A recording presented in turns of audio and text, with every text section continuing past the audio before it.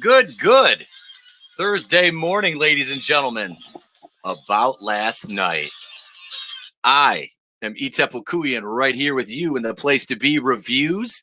I see we got Coach Loudy in the chat. Good morning, sir. Hope you guys enjoyed the little musical interlude. Little A3 from one of my favorite shows, The Sopranos. So we had a big show last night, and it was actually one of our biggest live streams as far as people in the chat. I think at one point we had 11, and we tried a new format last night, which was fun because it really facilitated a better form of discussion, a little more organization, and yeah, I have my wonderful staff to thank for the suggestions. Coach Loudy and Monica. Monica's in the chat. What's up, girl? Thank you so much for joining me this Thursday morning. Now, we started a couple minutes late, but that's all right. Gave you a little bit of A3 to kind of kickstart things here as I walked out of the office to see how it sounded on my phone. Because to play music through here is kind of a pain. But on StreamYard anyway, we did the trailer last night for Rambo. We showed that. So it was really, really, really fun. It looks like a really cool movie. So I'm excited to hear how it went.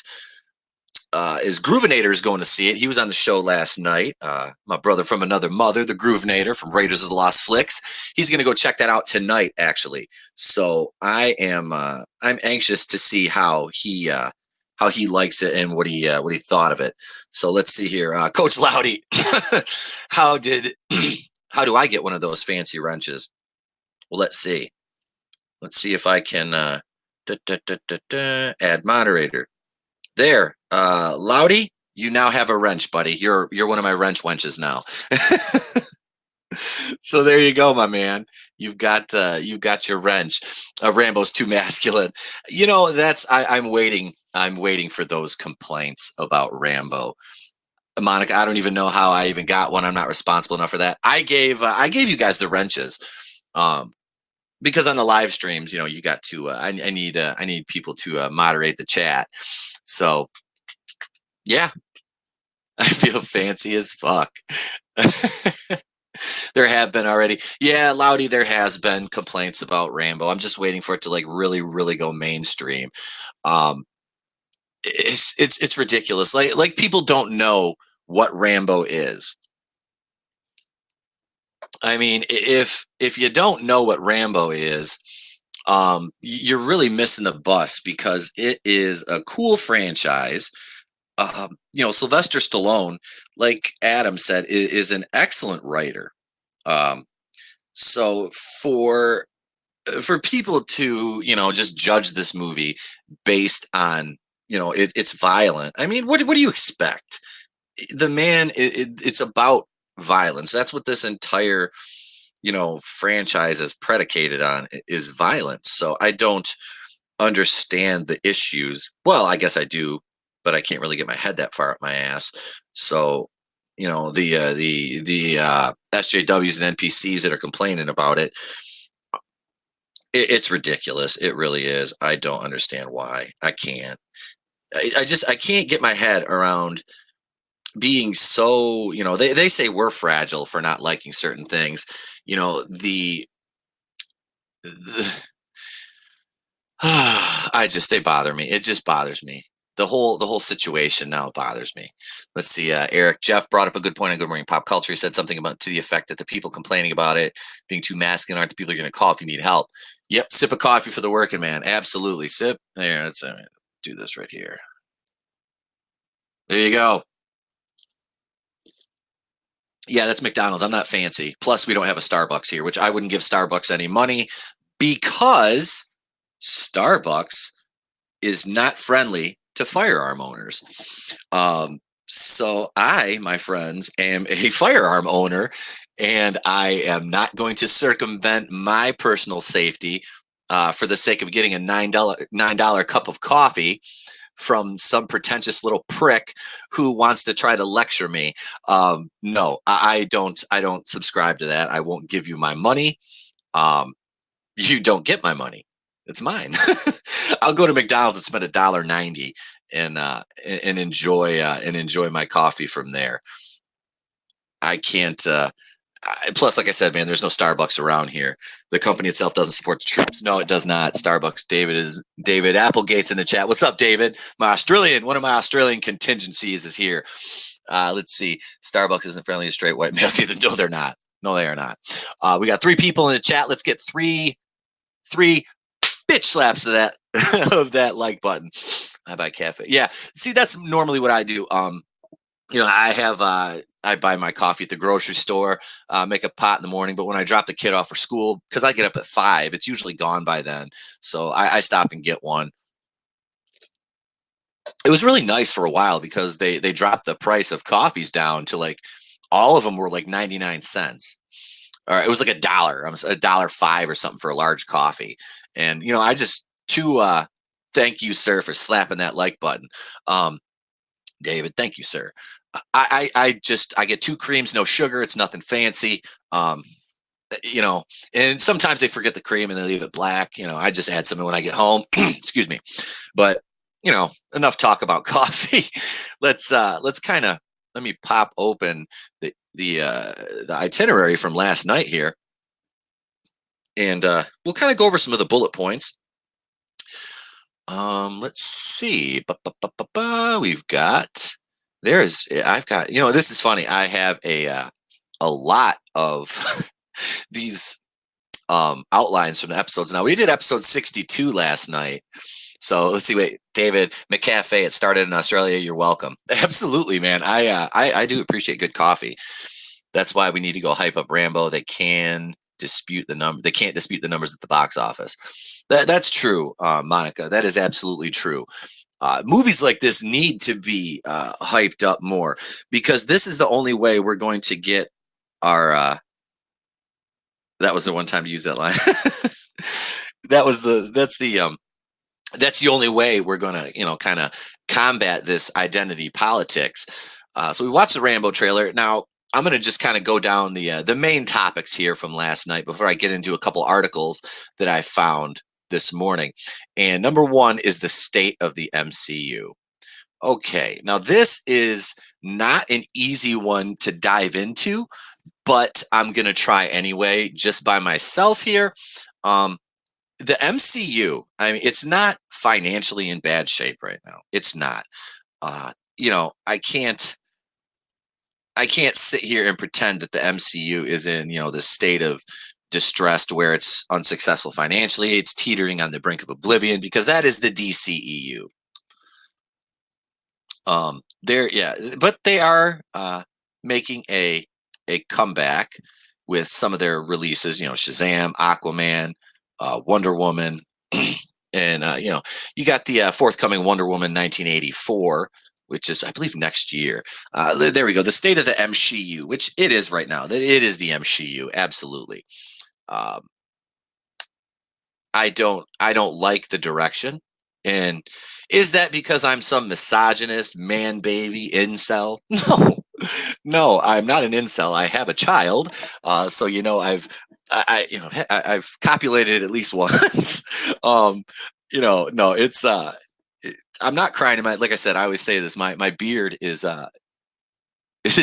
meticulously groomed, so it is not on my neck at all.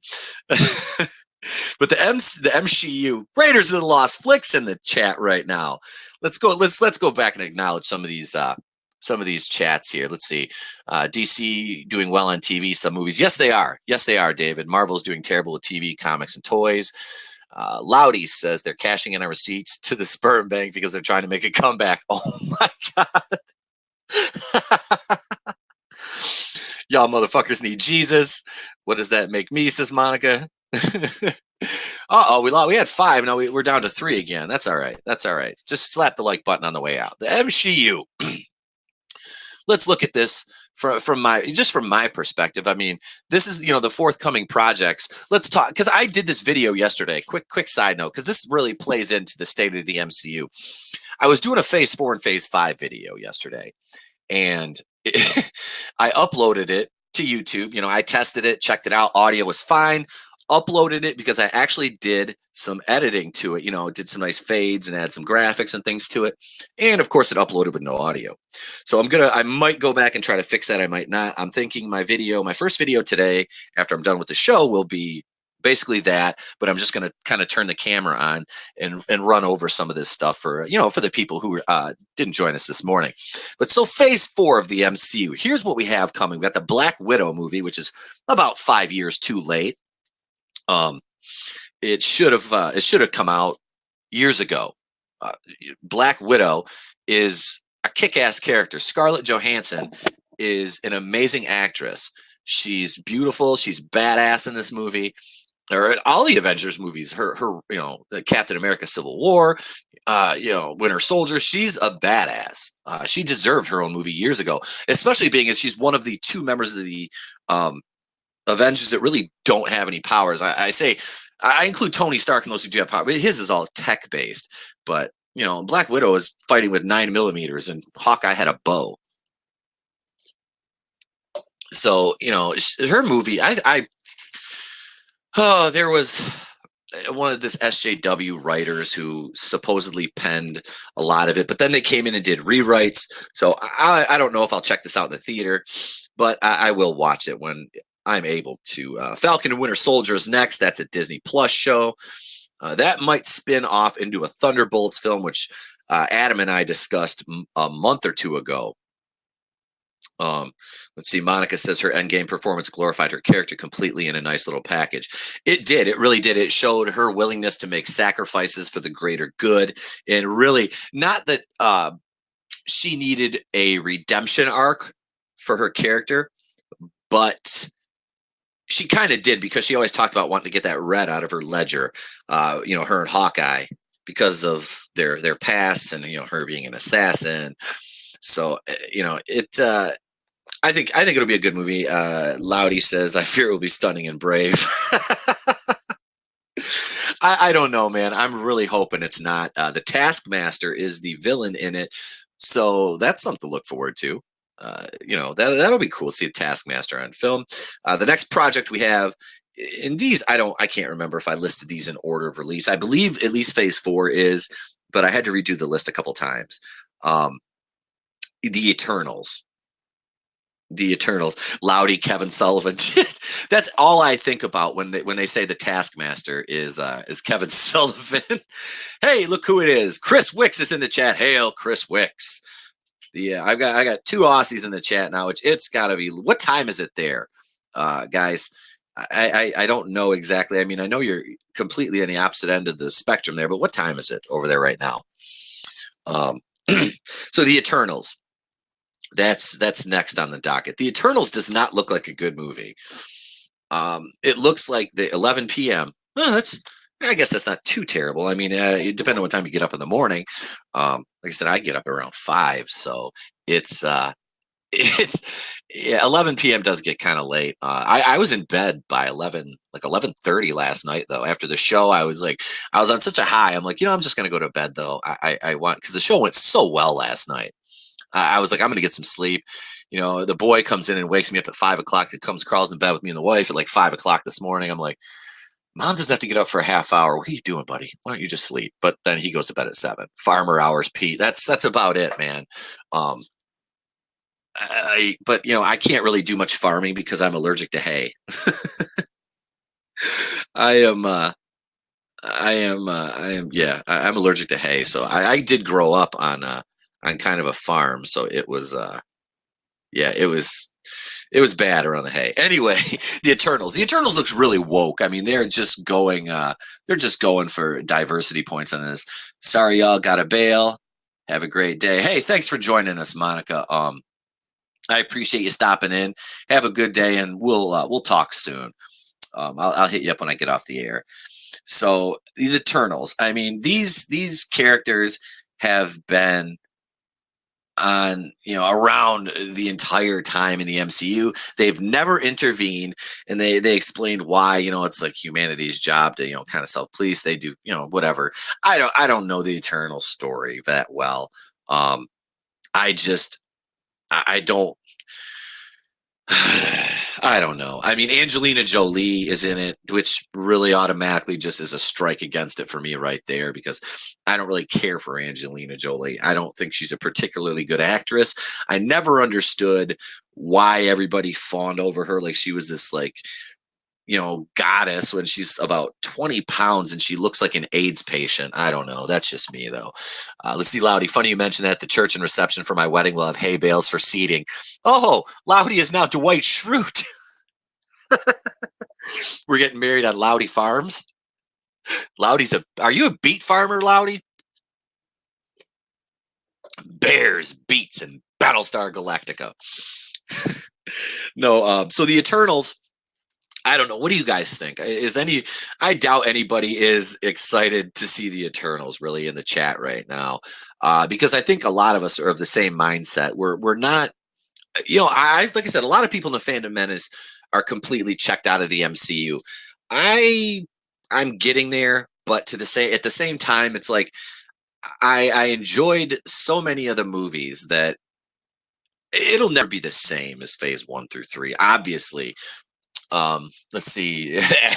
Groovinator from Raiders of Las Vegas. Zero fucks. David Applegate, it will be a B movie like Ant-Man. And Loudy says, that wasn't blood on my hands. It was beet juice. I'm a beet farmer. They wouldn't sell you that statue in that fancy store in the mall, would they, Loudy? No, the Eternals, yeah. David, I think you're onto something there. It's probably going to be a B movie because I don't really see a lot of these characters as stalwarts to where they're gonna stand out and people are gonna be like, oh, the Eternals are my favorite. I mean, I'm sure there's some people that are avid Eternals, maybe the comics or something like that, but I am not a huge comic book reader. Most of the comics I've read have been as of late and have kind of just been for research purposes. Like I said, outside of the Walking Dead comic, which I was absolutely in love with. But it ended. Kirkman ended it at 193. So yeah, that was disappointing. Disappointing. Let's see. Chris Wicks, Disney are filling their woke quota. Oh yeah, this we talked about this last night too. Forced diversity and inclusion, which I can kind of go into now in the state of the MCU. That is going to absolutely divide the fan base like it did with Star Wars, and nobody has a problem with inclusion. Really, like nobody. The Bechdel test. I've heard of the Bechdel test, Chris, because I believe I heard Jeff talk about it, and it was. Yeah, that's like the feminist deal, I believe. So yeah, yeah, because it's got to meet like things have to meet like certain criteria, I believe. Correct me if I'm wrong, Chris. No, the Eternals kind of meh. Shang-Chi is another one. Shang-Chi and the Legend of the Ten Rings. That okay, cool. It is the feminist thing. Yes, that's what I thought, Chris. Shang-Chi and the Legend of the Ten Rings. Now, the one good thing I can say about this movie is we are finally going to get the real Mandarin, which was disappointing in Iron Man 3 that the Mandarin was basically a facade for an actor played, by Ben Kingsley, who is an amazing actor, and I feel he was kind of wasted on that role. Which, if it was actually the Mandarin, would have been cool, but they went a different way with it with the Project Extremis and all that. So, but the one thing that might come out of that movie, another thing that might come out of that movie is, what's the boy's name? Harley Keener in the movie. I don't know if that's the actor's name. The kid that Tony Stark helped when he crashed in, I believe it was Tennessee. He gave him the lab and all the tech and stuff like that. Redid his car. Poor kid. His dad went out for scratchers 7 years ago and never came back. Must have won. He might be Iron Lad, but he's a white kid, so I think they're probably going to go with Riri Williams. I would have been fine with Morgan Stark, Tony's daughter, as Ironheart. Now, that being said, I'm not a real big fan of them just replacing him because they're not replacing him for the sake of replacing him. They're replacing him for woke points because they're going to take the white male character and replace him with a female character, a white female character. which if you want true diversity, Riri Williams is the way to go, but Riri Williams is also not a good character. Her books don't sell. This is research I've done on, what is that website? It's a comic. I can't think of the site offhand. But they give you all the sales numbers for comics and all that. So I've kind of looked into that, and Ironheart's books don't sell. They don't. I don't care what you say about the Marvel Rising cartoons. Those are woke as fuck. I watched one. I mean, they have like Wonder Man, and the male characters are just complete jokes in that show. Obviously they're propped up by Kamala Khan and America Chavez, who another one that has been rumored to have been making her way to the MCU as America Chavez, as Miss America, they're going to call her. And if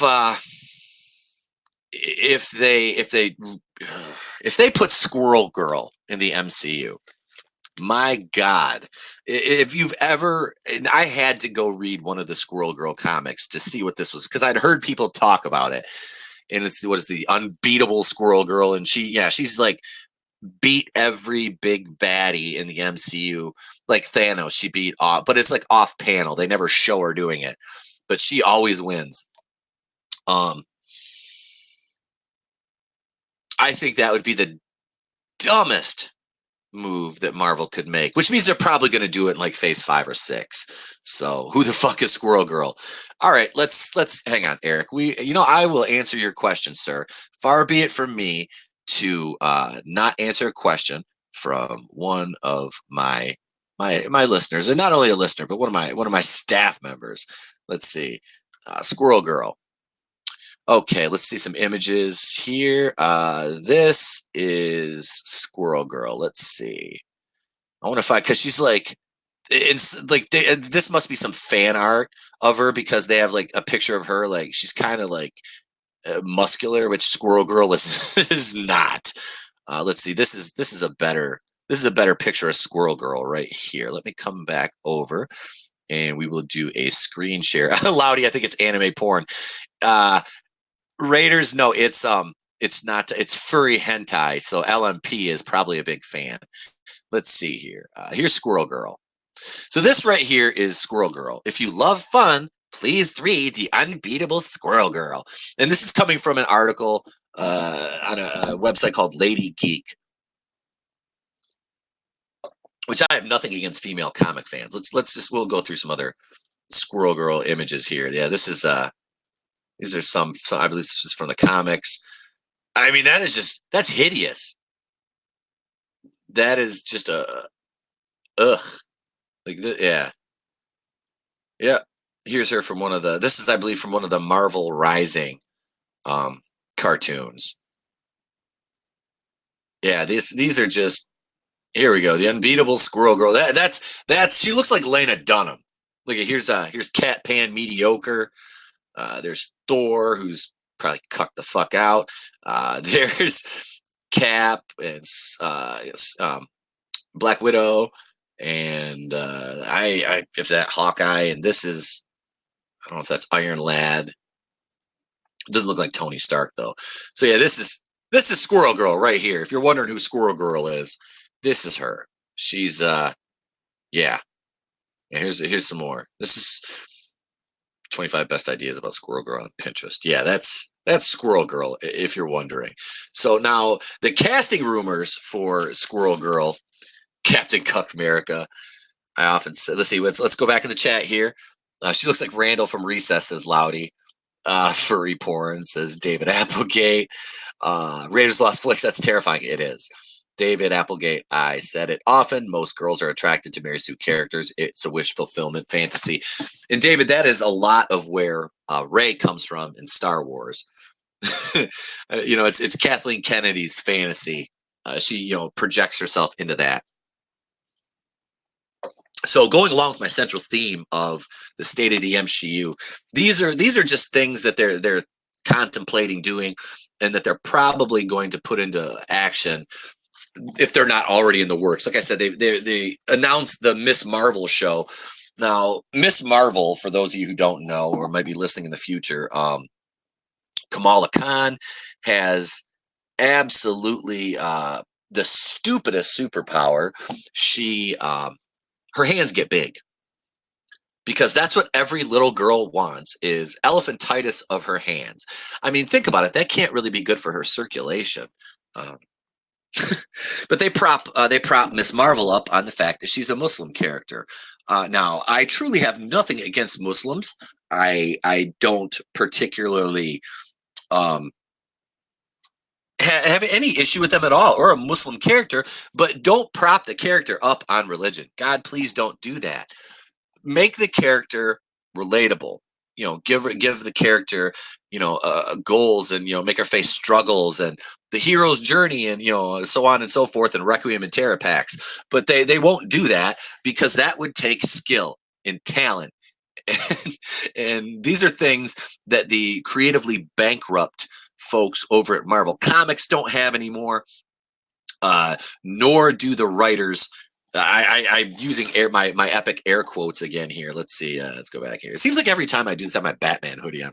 The writers' room at Marvel is very, very, very shitty right now because they're all they're using is identity politics, man. Like Kevin Feige took this idea of tying in all of these stories and interweaving them. Of course he had help, but I don't doubt the intelligence and the creativity of Kevin Feige. I really don't. What I do question about Kevin Feige is his the ease in which he slipped right into this wokeness. The wokening happened, and it happened with the quickness, and it was Captain Marvel that was the Pandora's box that got open, and all these other shit characters just kind of crawled out of it. So now we're stuck with it. David Applegate says used to be heroes didn't have religion, so they could appeal to many. Yes, that's true, man. You never really saw a lot of the gonorrhea, Gale, and Susie Syphilis. That's probably like going to be members of the new Avengers. Adam, they'll be on the new Avengers with She-Hulk and female Thor. I'm not calling her the Mighty Thor. I'm not. She's female Thor. And I said this last night. That's not a title. That's a name. Like that's like somebody like just taking my name and saying I'm Pete Nayuko now. Well, I just said my real name on the air. Oh well. It's you can't do that. It's not a title. It's a name. It's a name. Let's see. So Shang-Chi, this is a very obscure comic, and actually, fun fact: Stan Lee wanted to make a Shang-Chi movie back in the 70s, and he wanted Bruce Lee to be the star of it. It didn't work out, and the project was shelved, and it just went back to the comics. But this is a C-list character that they're making a movie out of. I'm rooting for Batwoman. Well, the trailer you showed for Batwoman looked pretty good, Adam. Oh, Batwoman. We're going to talk about Batwoman here. I found an article we're going to go over in a little bit here about Batwoman. Let's see. We got WandaVision is next. That's the next project for Phase 4. My favorite character from the MCU, Scarlet Witch and Vision. This is about their life. I'm trying to build a normal life. It's supposedly going to be set in the 50s, this kind of idealized life that they've created for themselves, or Scarlet Witch has created using her abilities to warp reality. And that is going to lead into Doctor Strange and the Multiverse of Madness because of that ability to warp reality. It'll open up the multiverse possibilities, and that's where we're going to get a lot of the plot from Doctor Strange 2. So I think this show, WandaVision, like I said, I was excited about it, and then I heard more and more details about what it was going to entail, and I'm like, is this going to be worth watching? So I will. I'll be watching the Disney Plus shows. I'm not paying for it, but I'll be checking them out. I'm more interested in The Mandalorian and the Obi-Wan Kenobi series, which Mandalorian's dropping right away upon release. Obi-Wan will be next year, so I believe. But so WandaVision, it's kind of meh. I do like the logo for it. It's like that 1950 style appliance logo that you used to see on everything. I think it's cool. I like that retro look. Loki is Loki show. That's Disney Plus. That picks up with the Loki from Avengers Endgame. It stole the Tesseract and was kind of just bouncing around. So Tom Hiddleston, amazing actor, great outside of the role of Loki, which he originally auditioned for Thor. Didn't get it because they didn't think he fit the part, and they were like, "Well, why don't you audition for Loki?" And the rest is history. He was one of the bright spots in me was Tom Hiddleston in Kong Skull Island. He was. I watched a show. He was in a show on AMC called The Night Watchman, which he was a spy and he worked at this hotel. He was kind of undercover at this hotel where all these criminals went. I can't remember, it was in Switzerland or something like that, but it was a cool show. He was really good in it. The man is a bona fide action star. There's no doubt about it. Let's see. Next, we have Doctor Strange and the Multiverse of Madness. Doctor Strange, I watched it right after it came out at home. I caught it on. I rented it, and it was good. It took me twice watching it to finally get everything. There's some movies you have to watch twice. That's one of them. I didn't mind it. A little bit dry for me, and I'm kind of wondering what they're going to do with Dormammu, because he's trapped in that time loop, so it's not like he's completely defeated. He's still there, but the villain for Doctor Strange in the Multiverse of Madness is supposedly going to be Nightmare from the Nightmare Realm, which he invades people's dreams. I think how he's going to make his entrance is it'll stem from, because Scarlet Witch is in this too. It'll probably stem from her warping reality, and then we'll get Nightmare in the Nightmare Realm, crossing over into reality in the Doctor Strange sequel. I think it'll be cool. And this is the thing, Benedict Cumberbatch, he's a male feminist. All right. I watched interviews with him. He was wearing a shirt literally that was touting his feminism, which is, I don't understand that. To me, you can respect women, and I just not be a male feminist, basically. Yeah. Loudy's got to bounce. All right, Loudy. Thank you for joining us, brother. Let's see. Chris Wick's Batwoman only roots women. Sorry, Adam. Yeah, okay. Ruby Rose, not Batwoman, but I've seen other pictures of her where she looks kind of cute. Let's see. Raiders. Adam from Raiders Lost Flicks. Disney Plus sounds like a bad grade you get on a term paper. How'd you do in school, Billy? I got a Disney Plus. I didn't study hard enough. I'm going to go to my room and listen to Linkin Park. Oh, hopefully he won't be one step closer to the edge. Da da da da. There's a little savagery there. So Doctor Strange in the Multiverse of Madness, it looks all right. Looks pretty good. Or sounds good. Anyway, it doesn't look good. I haven't seen anything from it yet, but no, odds are it'll probably be pretty cool. I don't see it being completely shitty or woke. But then again, I could be wrong. Next on the docket is What If? That's an animated Disney Plus series. Now, this is all still phase 4. What If you're familiar with it, is the concept of them replacing heroes with other characters from the MCU. For example, the premiere episode is Captain America. So it's what if Peggy Carter became Captain America, but she's not Captain America, she's Captain Britain. So she gets the super soldier serum, and Captain America in this story becomes Iron Man.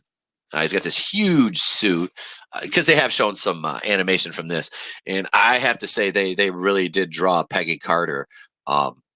She looks good in the drawings. She's got a little bit of muscle on her, and of course she's still got that. She's still, the drawing is pretty representative of her dimensions.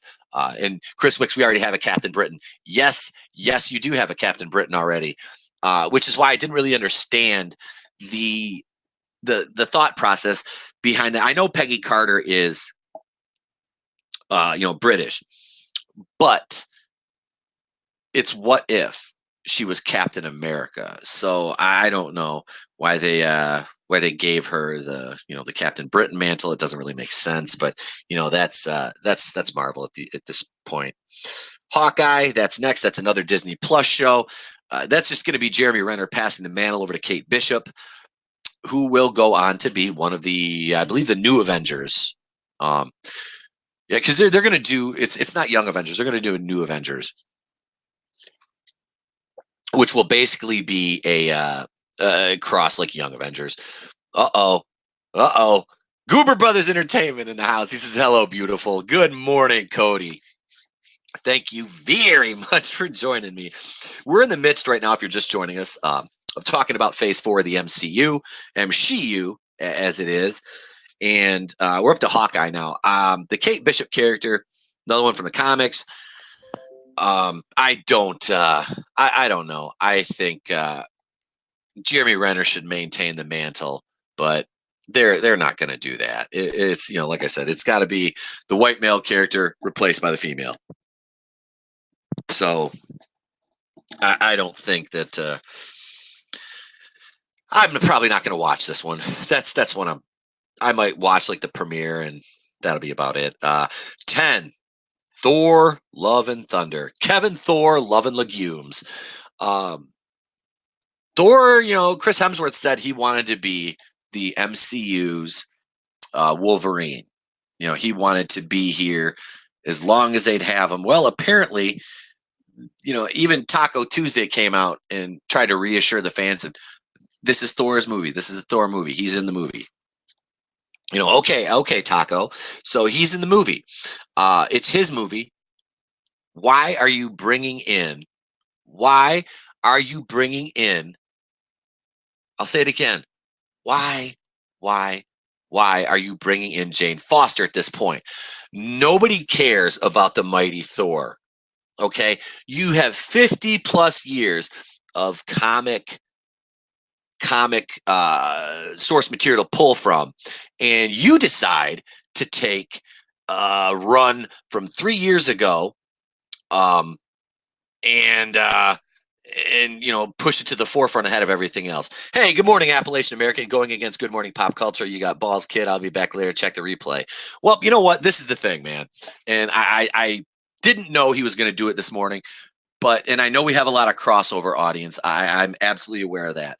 But you know what? I'm not going to not do a show that I promised my listeners last night, because there's a bigger channel going head up. And I'm not throwing shade at Jeff, because I love Jeff to death, man. He's a great guy. And he's a lot of the reason that I'm doing this now. He really inspired me to start my YouTube channel back up again. So no, man, big shout outs to World Class Bullshitters. Jeff, you like I said, man, he inspired me in that. So no, it's not a slight to him, but like I said, the show must go on. And even if nobody was in the chat right now or listening live, I would still be doing this, because there would be somebody, some people that would catch it on the replay, like Appalachian American. So yeah, man, I was absolutely going to do the show this morning. And yes, I do have some large huevos, not huevos, cojones. Aren't huevos? I don't know. I can't remember. So where was I at? I think I was on Thor: Love and Legumes. No, they're completely shitting on Love and Thunder, man. They're shitting on Thor. You got the main. Oh well, Valkyrie's got to find her queen, so she can be the king of New Asgard. Okay. What about Thor? Well, we got mighty Thor. Jane Foster's coming to take the hammer. What? What? What about Thor? Oh, he'll be in the movie too. Don't worry. He'll be in the movie. It's his movie. He'll be in the movie. Yeah, whatever. Let's see. Goober Brothers Entertainment. Taika tried to make Hitler lovable in his new movie. That says enough about him. Yeah, man, absolutely. For somebody who's an SJW, for him to kind of gravitate towards Hitler is weird. Let's see. Chris Wicks, have you seen the Rotten Tomatoes reviews on Rotten Tomatoes of that movie? I haven't. Raiders. Chris Hemsworth has yet to establish himself as anything other than Thor outside the MCU. In other words, I don't think he has as much charisma as he thinks he has. You're absolutely right, man. I haven't watched Men in Black International, but it bombed. and he wasn't good at he wasn't good in the Ghostbusters abortion of 2016. I think that I think he's typecast. I don't think he's ever going to be able to break away from this role. And if he does, it'll probably be later on in his career. Maybe he's a little bit older. So I don't know. Let's see. David Applegate says, I'm going to stick to doing my show Sunday nights. It's so clogged up, man. Yes, live Sunday, 8 p.m. I see at 8 p.m. I can join in for an hour until I don't even know if I'll watch Fear the Walking Dead, honestly. So I'll join the chat on your show for a little while. I'll jump in the chat on Sunday night. Absolutely, David.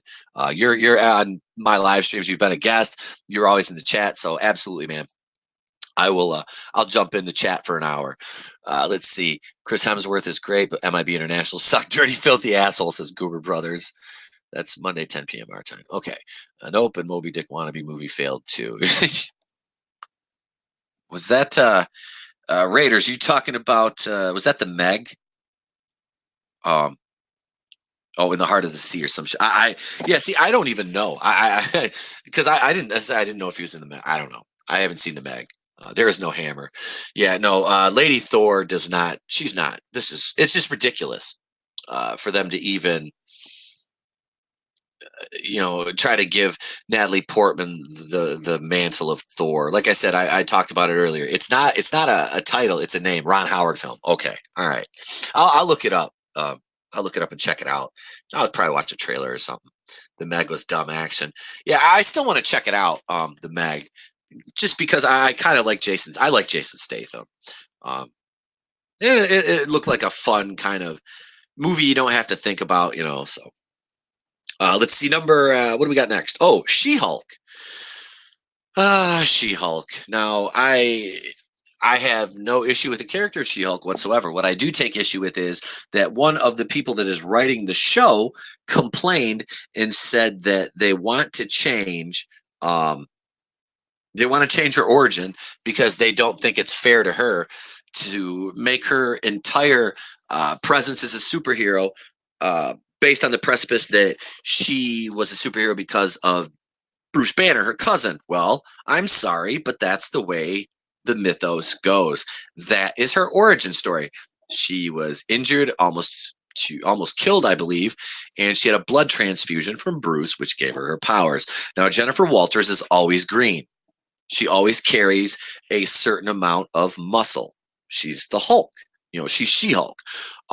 But she's not this huge, monstrous, berserker Hulk, which she has the ability to do, but she does not walk around like that. She's just green and pretty, based on the old comics. I mean, the new ones, like her and Thor together. And I saw, let me see if I can find this. It was a little bit disturbing. Now, mind you, I have no problem with athletic, fit to muscular women at all, as long as they look feminine.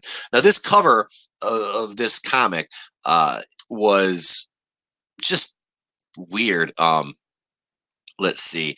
I'm looking it up right now and seeing if I can find this so I can screen share it with you. Oh yeah, here it is right here. Let's see.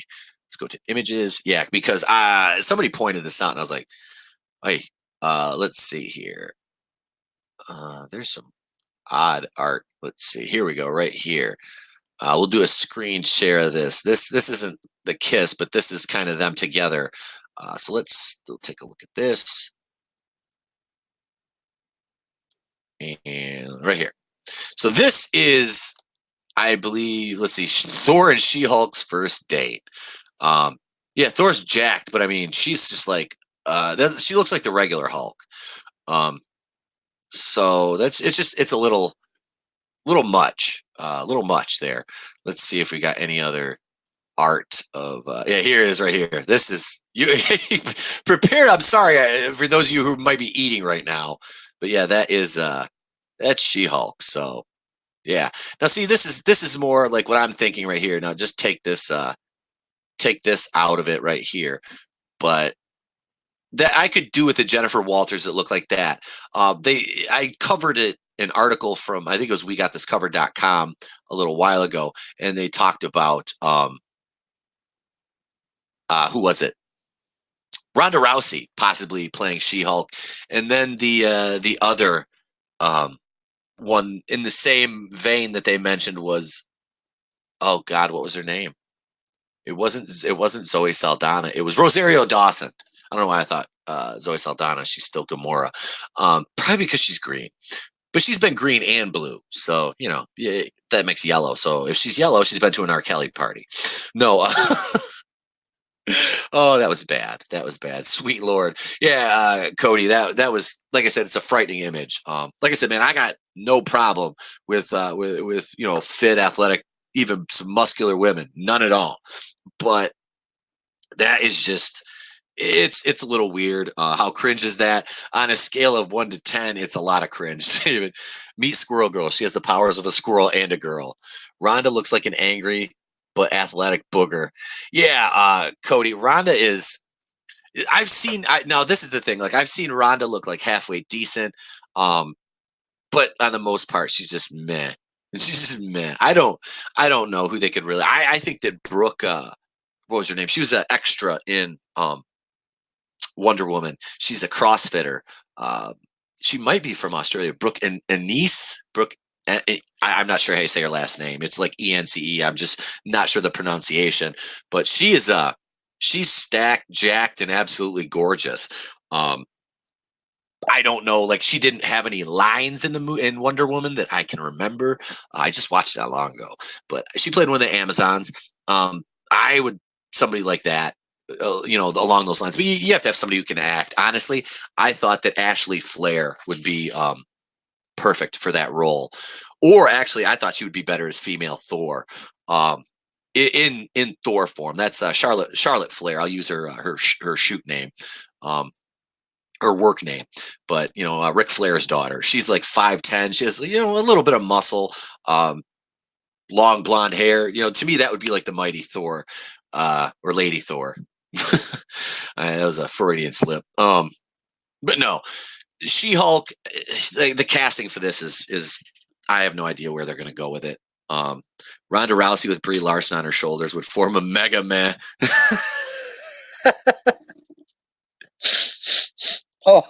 Oh, ouch.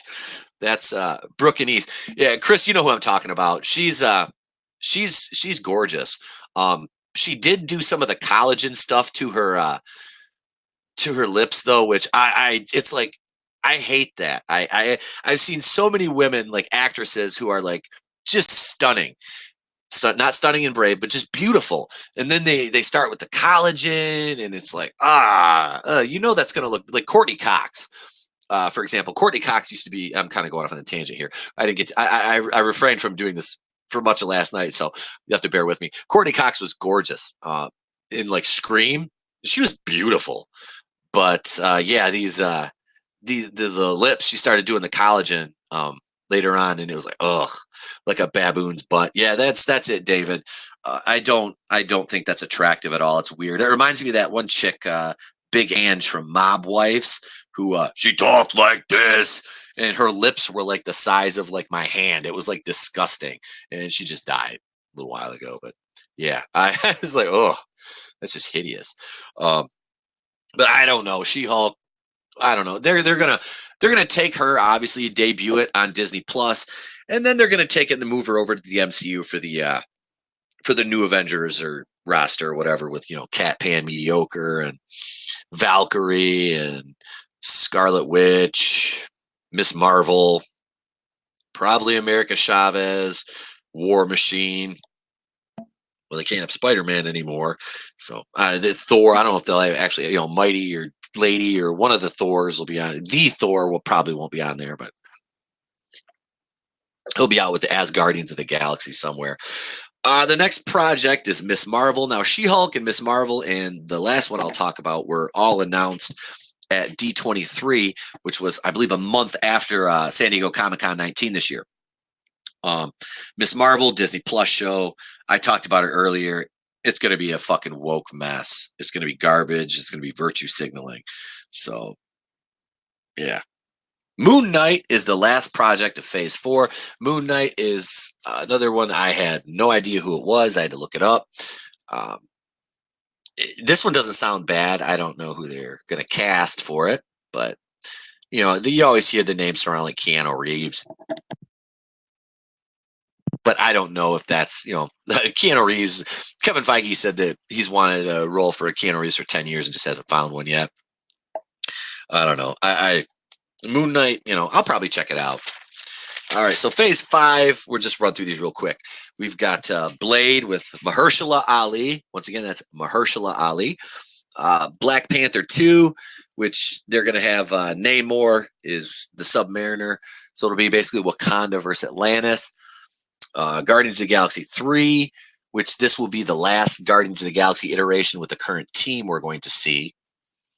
I don't like that idea much at all, but it should debut Beta Ray Bill, which will be kind of cool. Cat Pan Mediocre 2 is Phase 5, but they haven't announced a date for it yet. So this is my thing with Cat Pan Mediocre. They haven't announced a date for it yet because they don't have two huge movies to sandwich it in between, like they did with Infinity War and Endgame. People thought they had to see it to keep up with the continuity. And there was really nothing in Captain Marvel that you needed to keep up with the continuity. You needed nothing. Now, these are announcements that were made recently, and we have Fantastic Four. Yes, the first family is coming to the MCU.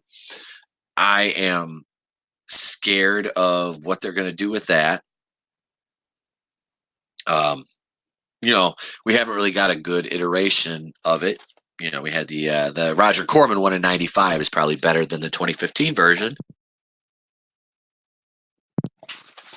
We're gonna do a watch party for that one on YouTube, the Roger Corman one, because it is on YouTube. So we need to do. I'll work on this weekend getting our Unicorn Store watch party scheduled, which is that's gonna be a dumpster fire. So moving on with Phase 5, the X-Men, which, according to Victoria Alonso, they'll probably have to change the name and just call them like mutants, which doesn't make sense to me because it doesn't make any sense at all. X-Men is the name. It's always been the name. Nothing inherently sexist or racist about that. And then the New Avengers and Dark Avengers are also rumored for Phase 5. We talked about the New Avengers roster. The Dark Avengers, I'm not exactly sure who they're going to put on that. When Spider-Man was still in the MCU, it was rumored that Norman Osborn would be the leader of it, and that would be their way to introduce the Sinister Six. Oscorp was going to buy Stark Tower in New York, and that would have been a great post-credit scene for Far From Home. Much better than the J. Jonah Jameson, 25% different we got with him just being basically an Alex Jones figure in the MCU. But that's all done now because Spider-Man is not in the MCU anymore. Yeah, let's see. David Applegate. They bought tickets with charity money and stole viewings of Alita Battle Angel. Oh, you're talking about Captain Marvel. Yeah, that was the Masters of Evil. Was that which one was that? David, is that an Ant-Man movie? Because I want to say that was a rumored title for a movie. I think it was Ant-Man versus the Masters of Evil, but I'm not sure. Raiders of Lost Flicks. LOL, dear God, Unicorn Store. I wonder if there's a porn parody of that yet. I haven't been brave enough to look.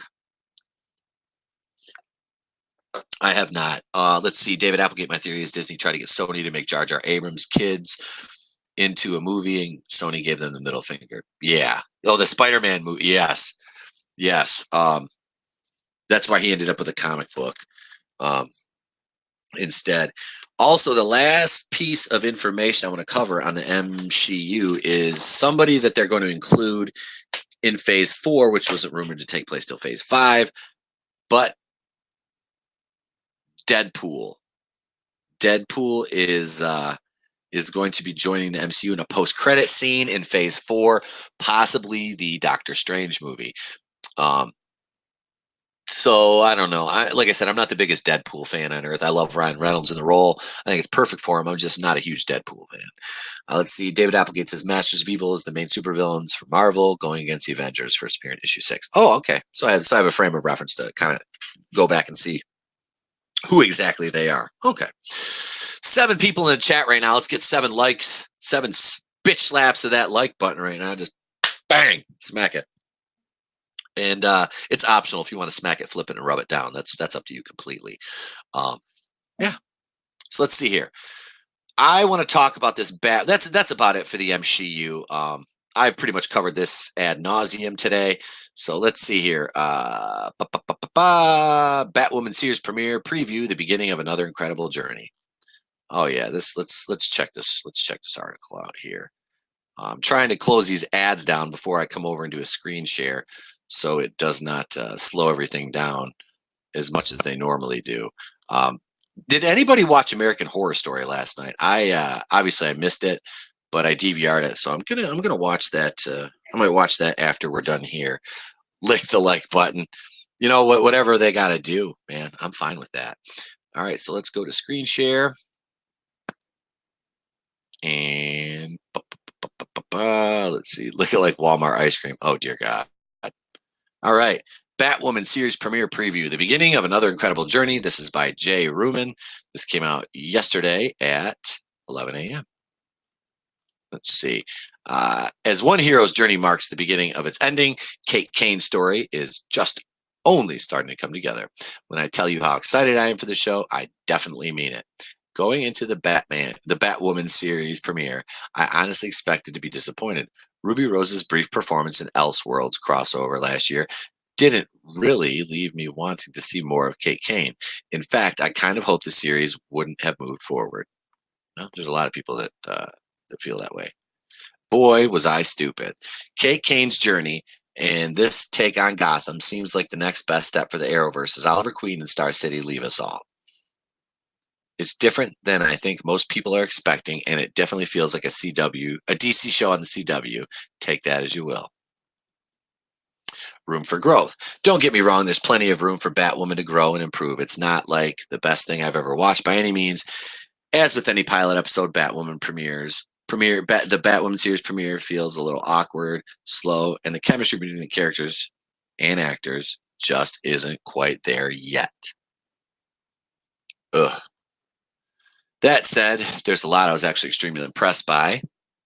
I'm very excited to see where the story goes and what the writers do with their season order. It's clear the pilot wasn't meant to set up too much of a story, but a few very interesting events unfold, and that begins the series with a jolt rather than with a bang, as many series premieres do. Yeah, so this is I don't know. Like I said, man, this show is probably going to be just a hot mess. It'll be a hot mess. I know many fans are hesitant to tune in because of Ruby Rose and her acting abilities, but let me put you at ease. For now, at least after watching the pilot episode, I think Rose is giving everything she has to Kate Kane, and it's actually working. I include this under the above heading because, like any performance, it's just going to take time until Rose and the writers are able to nail down exactly who they want Kate to be. It's hard to know who exactly Kate is at this point after this episode. Fans will now have seen 2 versions of her. Her origin as a vigilante and Kate Kane that was helping in the crossover. There's Alice. Is this the Flash? I'm only joking, but it really does feel like Barry Allen messed up something here. The idea of going back to Kane's origin as Batwoman, as the Batwoman series premiere does, is seemingly smart, but thrown off by the fact that we already have seen her in action as an established vigilante. In reality, introducing Kate in Elseworlds just made it all a bit more confusing and throws off the timeline for Batwoman Season 1. As the writers now have to write up to Elseworlds and up to the Crisis on Infinite Earth crossover. Surely skipping huge periods of time to get there.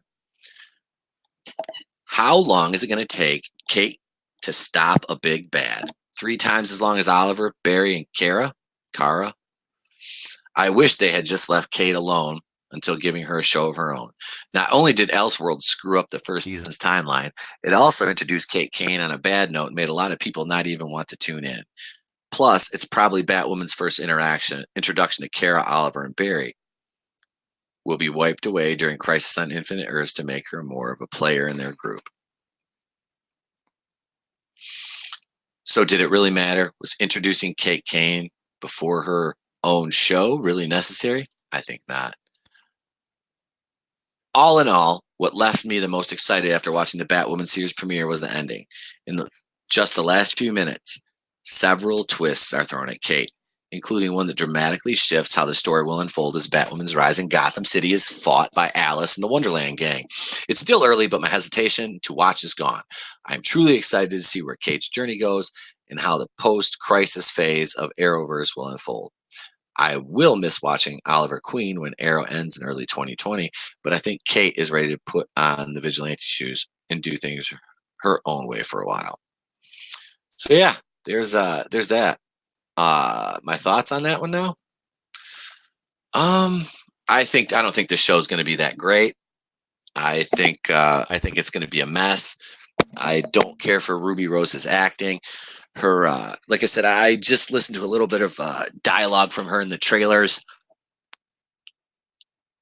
and it sounds bad. Like I said, it sounds like Helen Keller with peanut butter in the roof of her mouth. Um, so yeah, I don't think this is going to be a good show. But like I said, I will watch it because I promised you guys I would, and I would review it. So we're going to be doing Sunday nights, uh, probably 10 p.m. Eastern, Walking Dead live stream for roughly an hour. That'll go along with the programming change. So figure Sunday nights, we will have the review of the Walking Dead episodes up right after the show. We'll be doing a live stream and talking about that.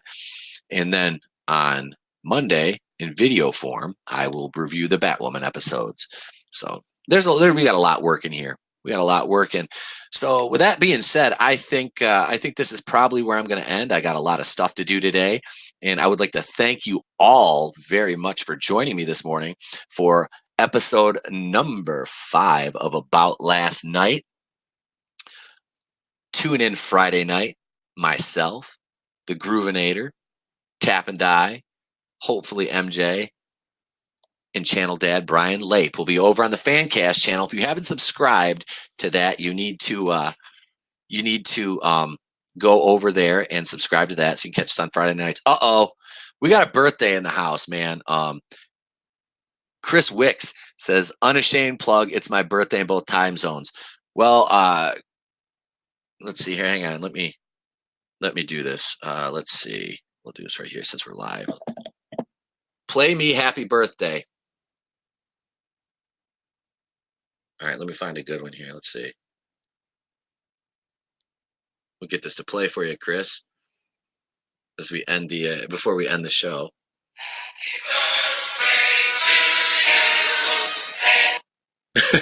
It went to it's buffering for some reason.